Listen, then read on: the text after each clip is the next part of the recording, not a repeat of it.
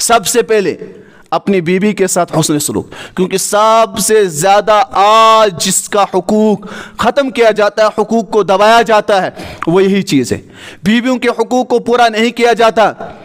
ایک واقعہ لکھا ہوا ہے پیر ذوالفقار احمد نقشبندی نے کہ ایک بندہ تھا، اس کی بیوی نے کوئی چیز توڑ دی، اس سے غصہ آیا، اور غصے آنے کے بعد یہ کچھ بولنے لگا تھا۔ اس نے کہا چلو اللہ کی بندی ہونے کی وجہ سے میں اس کو معاف کر دیتا ہوں۔ اسے بھی اپنی جگہ احساس ہوا، کہا جب یہ فوت ہوا تو اس کے کوئی اعمال نہیں تھے، تو اللہ تبارک و تعالیٰ نے فرمایا تیرے اعمال تو نہیں ہے، مگر تو نے اپنی بیوی کو میری بندی سمجھ کر معاف کیا، میں تجھے اپنا بندہ سمجھ کے معاف کرتا ہوں۔ یہ دیکھو اس نے سلوک کیا تھا، یہ اسلام کی تعلیم ہے۔ سب سے پہلے اپنی بیویوں کے ساتھ کیا کرو؟ حسن سلوک سے پیش آؤ۔ ایک شاعر تھا عرب میں، بہت بہترین تھا، اس نے کہا لو اپنے بچوں سے، کہا بیٹوں میں نے تم پر 2 احسانات کیے ہیں۔ ایک احسان تو معلوم ہے تمہیں کہ میں نے تمہاری تربیت کی اچھے طریقے سے اور تمہیں پالا۔ بیٹوں نے کہا ابا جان دوسرا احسان کیا کیا تھا؟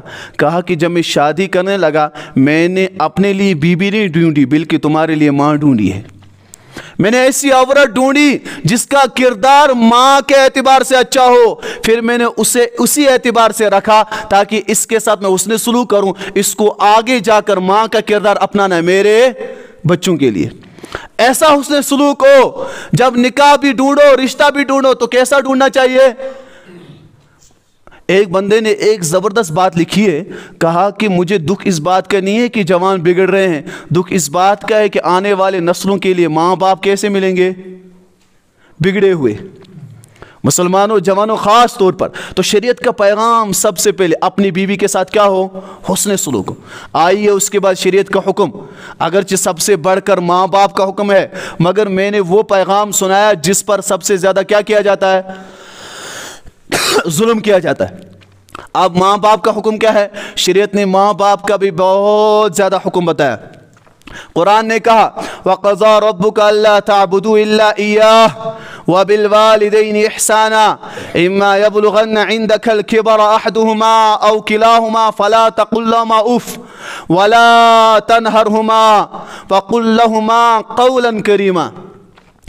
جو حکم رب کائنات نے اس آیت میں فرمایا، کہا میری عبادت کرو، ماں باپ کے ساتھ حسن سلوک کرو، ان میں سے کوئی بوڑھا ہو اس کے ساتھ اچھائی کا سلوک کرو، ان کے ساتھ لڑائیاں مت کرو، اف تک نہ کہو، اور ان کے لیے دعائیں کرتے رہو ربا جس طور پر انہوں نے میرے ساتھ بچپن میں رحم کا معاملہ کیا، بوڑھاپے میں تو ان کے ساتھ معاملہ فرما۔ ماں باپ کے لیے دعائیں کرنا شریعت کا حکم ہے، ماں باپ کے ساتھ اچھا تعلق رکھنا شریعت کا حکم ہے۔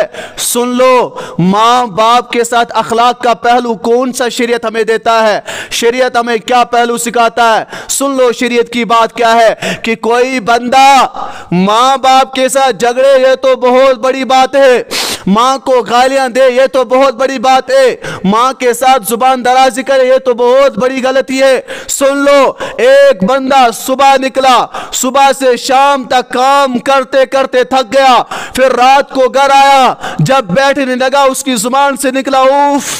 یہ اف اس وجہ سے نکلا تاکہ ماں باپ کو بتاؤں تم بیٹھے ہو میں باہر کام کر کے آیا۔ اس نے اف کہا کر ماں باپ کو احساس دلایا، جس اف کی وجہ سے ماں باپ کو دکھ ہوا، رب کہتا ہے اس وجہ سے بھی میں تمہیں جہنم میں ڈال دوں گا۔ صرف اف کہنے کی وجہ سے زبان درازیاں الگ، بد کلامیاں الگ۔ نبی سے کہا گیا یا رسول اللہ ان اماراتها، قیامت کب آئے گی؟ نبی نے کہا ان تلد الامۃ ربتها وان ترى الحفاة العراة العالة رعاء الشاء يتطاولون في البنيان۔ سن لو قیامت تب آئے گی جب بیٹی اپنے ماں باپ سے، ماں سے زبان درازی کرے گی، سمجھ لو اس وقت قیامت آ ہی جائے گی۔ یہ تو بیٹیوں کے بارے میں، اور بیٹوں کے بارے میں بھی سخت وعید آئی ہے۔ مسلمانوں اس وجہ سے سن لو شریعت کیا حکم دیتی ہے۔ پاک پیغمبر صلی اللہ علیہ وسلم نے فرمایا ماں کے قدموں کے نیچے شریعت کا حکم ہے۔